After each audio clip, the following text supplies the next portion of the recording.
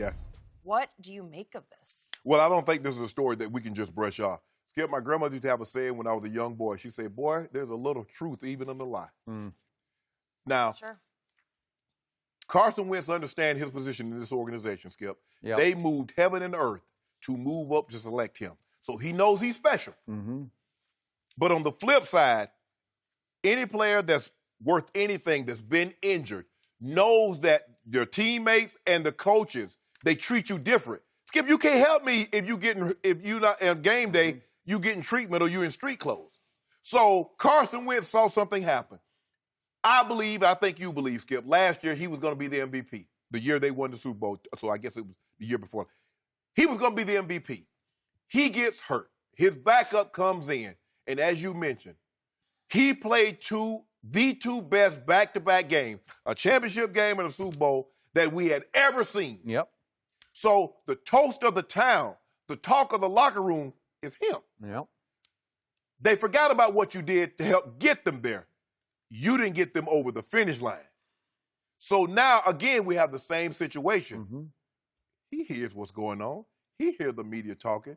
Maybe they should trade Wentz and re-sign Foles. Yep. He hears they're building shrines. I told you, Skip, they're building shrines in the locker room for Nick Foles.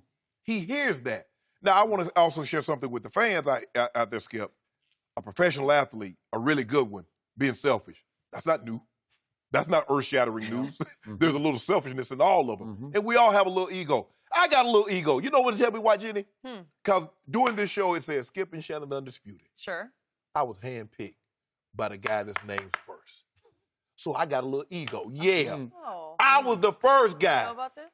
I was the first guy that didn't have a journalism background, that didn't specifically worked in the media to sit across from a man and debate every single day. Yeah, I got an ego. That's a fact. Yeah, I feel special because the man handpicked me. Carson Wentz feels special. They handpicked him. They did. They traded up to get him. And now somebody is coming in there. How did Tom Brady get his job, Skip? Somebody got hurt. He performed well. And ta-da, Dak Prescott, how did he get his job? Somebody got hurt. He performed well. Ta-da! Carson Wentz is well aware of this. He understands how this works. Am I going to say everything?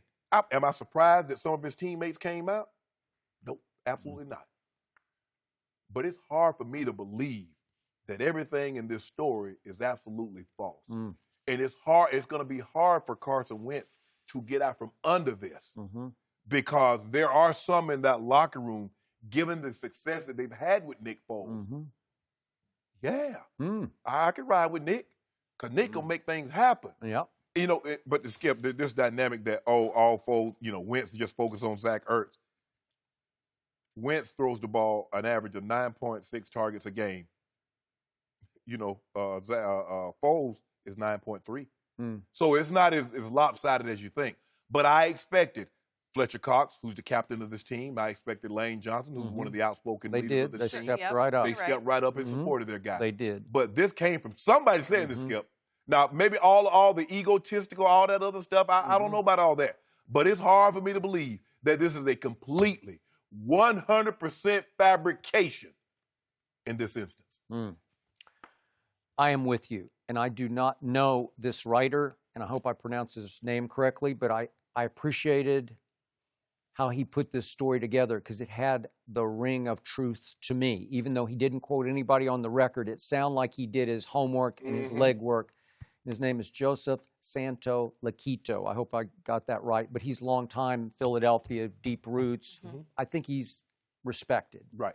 Don't know him, but I think that's the drift I get. So the drift of this story seems right to me, but it has a lot of upbeat in it too, because near the end he's saying to a person, the sources who spoke for the story stressed they want Carson Wentz to succeed. And I think that's why all those teammates stepped right up and said that. Only 26 years of age. He's just played one full NFL season. Many would agree the quarterback wants to be a superstar and that sometimes he acts like he's already won and he hasn't yet earned it. But that's, says the writer, understandable. And it is. And I told you going into this past football season, there's never been anything like this in the history of the National Football League. That, and again, here's the difference in your Bledsoe Brady. Did Bill Belichick draft Drew Bledsoe? No. No. He inherited him. He had no okay. loyalty. Yeah, okay. So he didn't have a stake in it. Right. Well, there's big stake in this kid because, boy, they moved heaven and earth to get heaven him. and earth. Yeah, they threw in the sun and the moon, right? Yes, absolutely. Okay, so they trade up to get him, and they bet their ranch on mortgaged it. everything. And all of a sudden, the backup goes in and does that and wins the Super Bowl MVP. This has never happened before. So the kid comes back and Not just that, who did they beat? Who did he outgun? They beat a dynasty. They beat Coach Belichick and Bill and Tom Brady. Yep. So there's euphoria in Philadelphia, and it lasts through the offseason, and all of a sudden Carson Wentz is rushing back off it was a horrendous injury. It was career-threatening because he tore 2. ACL and PCL. Okay. And he pushed back, and he never looked quite right to me, like he trusted it completely this year, so that's not fair. And looking over his shoulder is that guy. And then right on cue, I don't know what happened. Did he have a serious back injury or not? I don't know. It just looked like finally Doug Peterson said, let's just throw Nick in there. We got an opening here. Let's see what happens. And he went right back to being Nick Foles. Correct. And they win the last 3 of the regular season, and then they pretty much steal the playoff game. But he played pretty well and beat the Bears, the #1 scoring defense in football in Chicago. And he was on the move at New Orleans until the ball goes through Alshon's hands. So you can't pin the whole. He didn't play great in that game because there was a long stretch where he didn't play very well. Right. But again, that locker room's still thinking, wait a second. Yeah. Right. That guy, it just looks different when Nick Foles is operating that offense, which is what this story is about. And again, I don't know anything about Carson Wentz. I only know the media portrayal, but there's an early line in here that his aw shucks, overgrown Opie from Mayberry routine plays well with the local and national media, but that underneath it all, he can be selfish, to your point, uncompromising, egotistical. Well, yeah, like all the rest of them can be. Yeah, exactly. And again, he's threatened because he's having to fight for his job in a position that he shouldn't have to be. He should be the unquestioned starter, and now he's not unquestioned. So is he acting a little out of character right now? I'm sure he is. But my problem with him is this whole issue that I've told you before about Wentz also struggled reading defenses this season, according to sources. His eyes were all over the place. This is my issue with him from the start. There's no doubting the arm strength. There's no doubting the athletic ability. Because when he was right, when he was healthy, when he escapes, he can run a little bit. Yes. And he's a load to bring down. He's Roethlisberger-esque and more mobile than Roethlisberger. Yes.